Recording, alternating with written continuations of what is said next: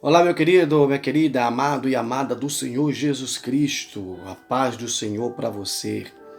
Aqui quem vos fala é o presbítero Emerson Santana. Nós estamos aqui no sexto vídeo, já chegamos na metade do estudo bíblico acerca da batalha espiritual, né? Uma realidade que não pode ser de maneira nenhuma negligenciada nem negada por nenhum dos servos e servas do Senhor. Sim, queridos, eu quero te pedir desde já, como sempre tenho feito aqui, para que você possa se inscrever no nosso canal. Se você ainda não é inscrito, faça isso rapidamente. Não dói, não paga nada, é de graça. Vai lá e nos ajude. Se você puder ativar o sininho de notificação para toda vez que a gente vamos dar um vídeo aqui na plataforma, você ser avisado, bom também. Deixa aqui seu joinha, deixa aqui ó, o seu gostei, nos ajude a alavancar nesta plataforma, nossos vídeos, né? Com muito conteúdo bom aqui para você. Compartilha também com seus grupos de amizade aí, tá bom? No grupo da família, no grupo da igreja. E vai aí divulgando. Quanto mais pessoas puder ouvir essas mensagens, melhor. O reino de Deus estará em movimento e a palavra de Deus estará sendo pregada e anunciada a muita gente. Tá bom? Os vídeos aqui são rápidos, já mesmo com essa característica, para que não tome muito, não seja muito enfadonho, não tome muito tempo e não fique enfadado ou enfadonho, né? Então vamos lá. Nós temos um tema aqui agora nesse sexto vídeo, que é quem domina a sua mente. O texto está em Filipenses 4, versículo 4 ao 9. Regozijai-vos sempre no Senhor. Outra vez digo, regozijai-vos. Seja a vossa equidade notória a todos os homens. Perto está o Senhor. Não sejais inquietos por coisa alguma. Antes as vossas petições sejam em tudo conhecidas diante de Deus pela oração e súplicas com ação de graças. E a paz de Deus, que excede todo o entendimento, guardará os vossos corações e os vossos sentimentos em Cristo Jesus. Quanto ao mais, irmãos meus, tudo que é verdadeiro, tudo que é honesto, tudo que é justo, tudo que é puro, tudo que é amável, tudo que é de boa fama, se há alguma virtude e se há algum louvor, nisso pensai. O que também aprendestes e recebestes e ouvistes e vistes em mim, isso fazei, e o Deus de paz será convosco. O nosso texto focal é o seguinte: os substantivos mente, sentimento e entendimento pertencem à esfera do intelecto, que permite à pessoa aprender, desejar, pensar e também agir. Ok? Então, partindo já aqui desta premissa, vamos para os nossos objetivos. O primeiro objetivo é explicar a Epístola aos Filipenses. Segundo, conceituar a palavra mente no contexto bíblico. E terceiro, expor o conceito da expressão a mente de Cristo. Então vamos para o nosso primeiro tópico aqui, sobre a epístola aos Filipenses. Filipos era uma colônia romana e uma das principais cidades da Macedônia. Paulo esteve na cidade por ocasião da sua segunda viagem missionária e ali fundou a primeira igreja europeia. Isso aconteceu na casa de uma empresária chamada Lídia, vendedora de púrpura. O apóstolo deixou a cidade por causa das pressões locais, mas o relacionamento entre eles e os filipenses continuou. Cerca de 10 anos depois, Paulo escreveu de Roma a esses irmãos por volta do ano 62 ou 63 depois de Cristo. A doutrina. O objetivo da carta não era solucionar problemas doutrinários nem de relacionamentos entre os filipenses, pois eles haviam amadurecido rapidamente. Um dos propósitos estava vinculado à amizade e o amor recíproco do apóstolo. Os problemas referentes às heresias eram periféricos. O apóstolo trata desse assunto mais como precaução. Paulo menciona os legalistas do capítulo 3, mas não era algo agudo na igreja, visto que em Filipos nem sequer havia sinagoga. Isso mostra que a população judaica não era significativa na cidade. Note que seus habitantes consideravam-se romanos. Não havia nada de muito grave na igreja que o apóstolo precisasse corrigir. Segundo, o relacionamento.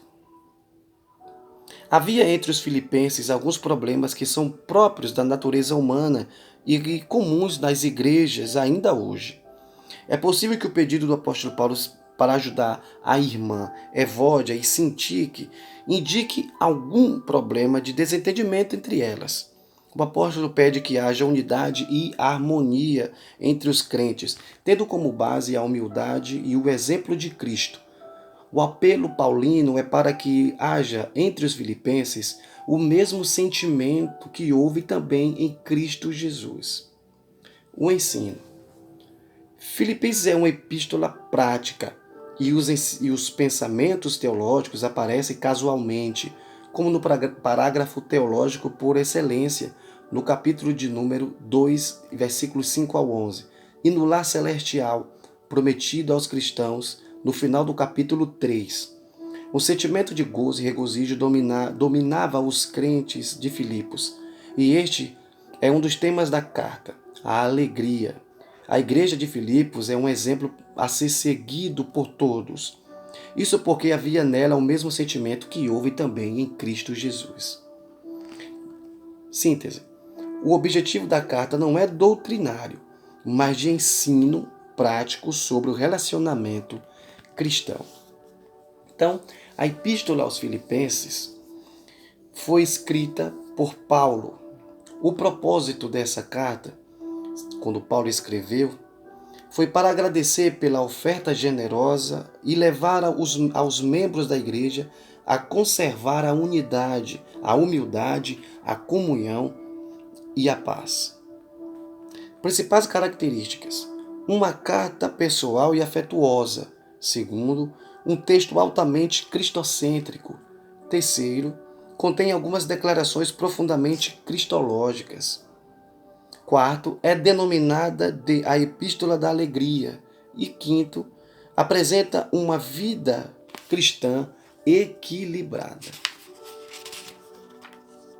Vamos para o segundo tópico, sobre a mente no contexto bíblico. Há diversos termos nas línguas originais da Bíblia para a mente e seus derivados. Ponto 1. A mente como faculdade psicológica. O Novo Testamento grego emprega o termo nous, de amplo significado como mente, entendimento, intelecto, pensamento, sentido. Na presente lição, o sentido destas palavras é de uma faculdade psicológica que envolve a compreensão, raciocínio, pensamento e decisão. De maneira que eu, de mim mesmo, como a mente, sou escravo da lei de Deus, mas segundo a carne, sou escravo da lei do pecado. O apóstolo Paulo está se referindo ao eu, regenerado em contraste com a carne, sem o controle do espírito. É com essa mente cristã que desejamos a lei de Deus, ou seja, a lei do espírito de vida em Cristo Jesus. Tópico 2, subtópico 2, a mente como forma de pensar. Então, mente como forma psicológica, né? Como faculdade psicológica. Agora vamos falar como mente, a mente como forma de pensar. A mente aparece também no Novo Testamento como uma maneira ou forma especial de pensar. A ideia, nesse caso, é de disposição e de atitude, tanto no sentido negativo, estando cheio de orgulho, sem motivo algum na sua mente carnal, tanto quanto positivo. Armai-vos também, vós, com esse sentimento ou pensamento. Assim, ter a mente de Cristo significa pensar como Cristo. Terceiro, espírito. O substantivo grego pneuma, traduzido geralmente por espírito, é usado ainda de forma metafórica como modo de ser, atitude, forma de pensar. Se algum homem chegar a ser surpreendido de alguma ofensa, vós, que sois espirituais, encaminhai o tal com espírito de mansidão. É uma atitude ou um modo de ser uma atitude ou modo de ser, que reflete a forma como uma pessoa encara ou pensa sobre um assunto. Essa expressão é usada em contraste entre o divino e o meramente humano. Quarto ponto aqui, coração. O coração aparece em toda a Bíblia como o centro da vida física, espiritual e mental, emotiva e volitiva. É a fonte de vários sentimentos e afeições como alegria e tristeza. O coração é a sede do pensamento e da compreensão. Seu uso metafórico aparece. O coração é a sede do pensamento e da compreensão. Seu uso metafórico aparece como uma fonte causativa da vida psicológica de uma pessoa em seus vários aspectos, mas a ênfase especial dos pensamentos significa o homem interior.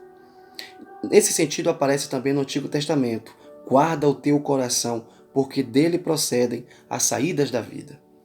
O termo mente na Bíblia pode significar faculdade psicológica, forma de pensar, espírito ou coração.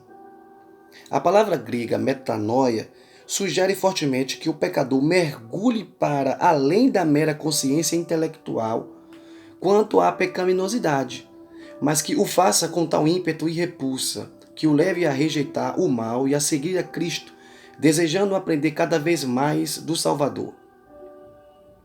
Vamos para o tópico 3. Sobre a mente de Cristo. O sentimento que norteava a vida dos irmãos filipenses era de alegria e de comunhão. É isso que deve prevalecer na vida cristã em todos os lugares e em todas as épocas. O sentimento de alegria. Regozijai-vos é uma saudação grega, mas aqui Paulo exorta os filipenses e todos os cristãos à alegria. O apóstolo acrescenta: sempre no Senhor. O Senhor Jesus é a nossa fonte inesgotável de gozo e alegria, e isso dá à saudação um sentido completamente novo. Com todo o resultado desse estado de graça está o bom relacionamento do cristão com as demais pessoas. O termo equidade é a tradução do adjetivo grego epieikes, compreensivo, bondoso, benigno. Ou traduz também por moderação. Essa deve ser a atitude de quem tem a mente de Cristo em relação às pessoas que nos rodeiam. É o que Deus espera de todos nós. A expressão perto está o Senhor diz respeito à vinda de Jesus que se aproxima e nos inspira a essa moderação. Subtópico 2. Vamos lá. A nossa gratidão a Deus. Os filipenses viviam num clima de perseguição religiosa. Paulo estava na prisão. Mas nada disso era problema suficiente para roubar a alegria dos crentes. A alegria do Senhor é a vossa força. Mesmo nas dificuldades, quem tem uma mente guiada por Cristo não se desespera. Antes, as suas petições são levadas à presença de Deus pela oração e súplicas com ação de graças. A paz de Deus. O termo noema, pensamento, mente, diz respeito à faculdade geral de julgamento para tomar decisões no sentido de bem ou mal, certo ou errado. A ideia desta palavra é de entendimento da vontade divina concernente à salvação. Esse noema pode se corromper e se tornar endurecido a ponto de impedir a iluminação do Evangelho de Cristo.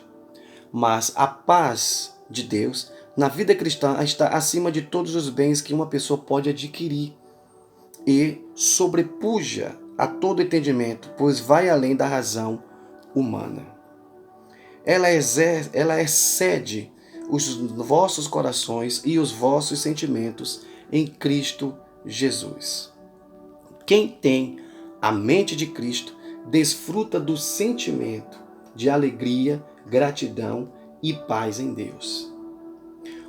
No Evangelho de João, lemos as palavras de Jesus, Jesus respondeu e disse-lhe: Se tu conhecerás o dom de Deus, e quem é o que te diz, dá-me de beber, tu lhe pedirias, e ele te daria água viva. João 4,10. Louvado seja Deus pelas águas vivas que hoje fluem livremente, pois elas vêm de Deus a todo coração faminto e sedento. No poderoso nome de Jesus, podemos ir aos confins da terra e aos lugares secos e ermos, pois até os corações ressequidos, tristes e solitários foram feitos para se alegrar no Deus da sua salvação. Clamemos hoje pelos rios. Em Jesus Cristo, recebemos o perdão dos pecados e a santificação de nosso espírito, alma e corpo, e em santificação recebemos o dom do Espírito Santo prometido por Jesus aos discípulos, a promessa do Pai. Recebemos tudo isso pela reconciliação. Aleluia. O profeta declarou que Jesus tomou sobre si as nossas aflições e carregou as nossas tristezas. Mas ele foi ferido pelas nossas transgressões e moído pelas nossas iniquidades. O castigo que nos traz a paz estava sobre ele, e pelas suas pisaduras fomos sarados. Isaías 53, 5. Cura, saúde, salvação, alegria, vida. Temos tudo isso em Jesus. Glória a Deus por isso. Para concluir, o nosso comportamento na vida diária, no lar, na igreja, no trabalho e na sociedade reflete o que há em nosso coração. E isso nos mostra, por si só, quem domina nossa mente. Há pontos na fé cristã que são inegociáveis, e quem é dominado pelo Espírito não abre mão de sua fé, nem cede 1 milímetro sequer de sua fidelidade a Deus. É esse Espírito que domina a mente dos crentes fiéis em Cristo Jesus. Maravilha? Glória a Deus. Bendito seja o nome do Senhor. Então, quem tem que dominar nossa mente é o Senhor, é o Espírito Santo de Deus. E quando a Bíblia fala sobre mente, está falando sobre a mente dentro do seu estado psicológico, a mente dentro de sua forma e maneira de pensar, mente no sentido do espírito, mente também referindo-se ao coração, mente, né? Então, a gente precisa entender que o dominador das nossas vidas, dos nossos pensamentos, quem domina eles? Quem está no controle das coisas? Quem você tem entregado o domínio da sua vida e dos seus pensamentos? Precisa ser o Espírito Santo, tem que ser o Espírito Santo. Abra o teu coração, deixa Deus te guiar, deixa o Espírito Santo te tocar, deixa o Espírito Santo encher você, deixa o Espírito Santo mudar a sua vida. A guerra mental, ela é uma realidade, mas você não pode se deixar dominar pelo pecado, não pode se deixar dominar pelas suas próprias vontades. A nossa vontade tem que estar submetida à vontade de Deus. Que Deus possa abençoar a sua vida. Espero ter trazido edificação. Em nome de Jesus, até o próximo vídeo.